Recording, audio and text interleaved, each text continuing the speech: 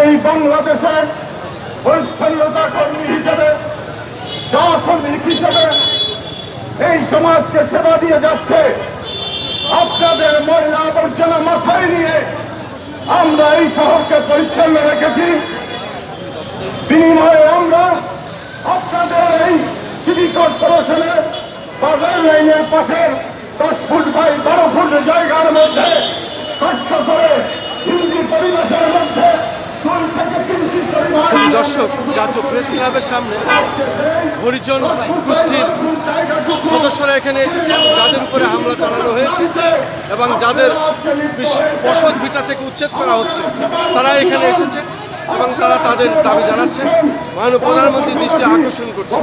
এবং সেটাই গতকাল থেকে আজও আমরা ধারাবাহিকভাবে এটা প্রচার করে যাচ্ছি। আমরা দেখতে পাচ্ছি তারা এখানে হাজার হাজার পরিবার এখানে এসেছেন এবং যারা আহত হয়েছেন তাদের ছবি সম্মিলিতভাবে তারা ব্যানারে দিয়েছেন এবং তারা তাদের দাবি জানিয়ে যাচ্ছেন। তারা 400 বছর ধরে এখানে অবস্থান করছেন। এই 400 বছরের অবস্থান থেকে তারা এখান থেকে সরতে চান না, কিন্তু তাদেরকে সরিয়ে দেওয়ার জন্য সমস্তভাবে এখানে সন্ত্রাসীদের লেলিয়ে দেওয়া হয়েছে, এটাই তারা বলছে। কমিশনারের নেতৃত্বে 150 থেকে 200 মানুষ আমাদের নিরীহ হরিজন মা বোনদের উপর ঝাঁপিয়ে পড়ে, ছাত্র ছাত্রীদের উপর ঝাঁপিয়ে পড়ে, আমাদের ঘর ভাঙিয়ে বাড়ি ভেঙেছে, আমাদের উপাসনালয় মন্দির ভেঙেছে, আমাদের রক্তাক্ত করেছে, জখম করেছে। তাই আমরা এর তীব্র নিন্দা জানাই, এর প্রতিবাদ জানাই।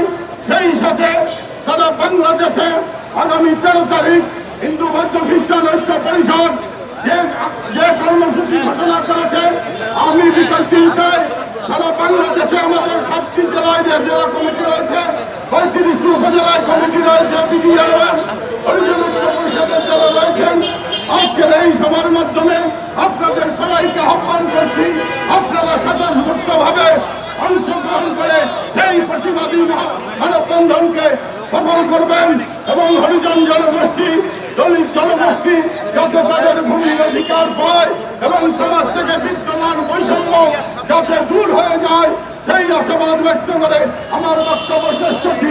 জয় বাংলা, জয় বঙ্গবন্ধু।